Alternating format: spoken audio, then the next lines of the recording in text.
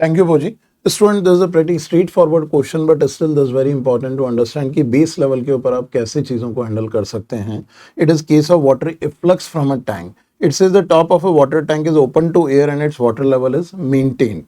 And it is giving out 0.74 meter cube water per minute through a circular opening of 2 centimeter radius in its wall.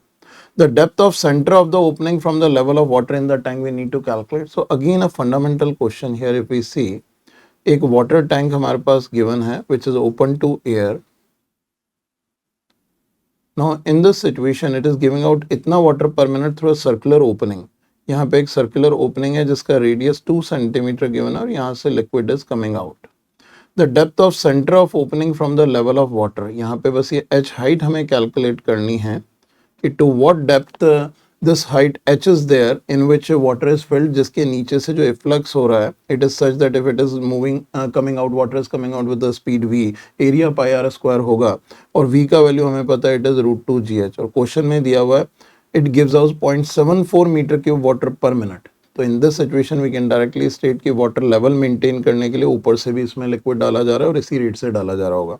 तो यहाँ पे water flow rate question में given है, इसमें कुछ भी नहीं करना है. Water flow rate we know it is given as area multiplied by velocity.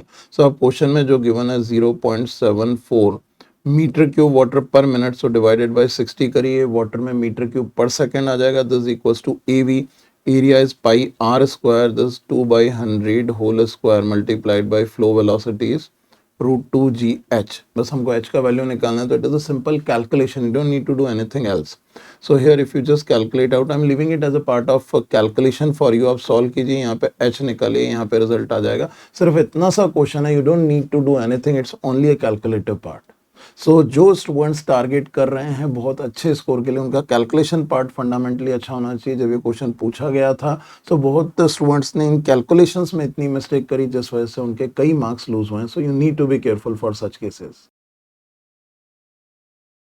Thank you बोजी. स्टूडेंट, अनदर क्वेश्चन जिस पे बेस कॉन्सेप्ट्स हम कॉन्सेप्ट वीडियो में भी कर चुके हैं और पीजी बुक में भी ये चीज़ें कवर्ड हैं. Here will be talking about case of pressure on a mesh. It says a liquid of density rho is coming out of a hose pipe of radius a with horizontal speed v and hits a mesh. And it says 50% of liquid passes through the mesh unaffected, 25% loses all its momentum and 25% comes back with the same speed. तो हमको resultant pressure calculate करना है mash के ऊपर कितना लगेगा. So if we just analyse the situation it is like this.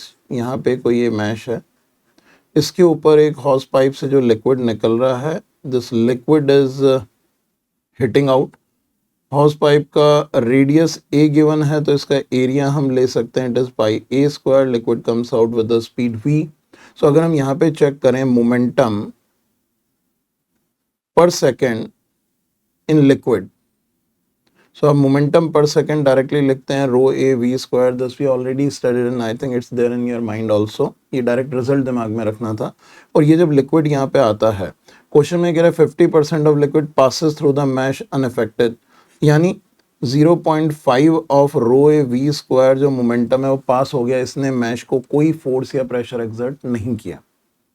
Remaining half का क्या हुआ, then it says 25% loses all its momentum. मतलब 25% of this part will collide and fall down. So we can first check the force exerted by 25% of liquid. So that can be given as F1 which is acting on it. That's equals to rho A V square multiplied by 25/100. So it gives rho A V square by 4.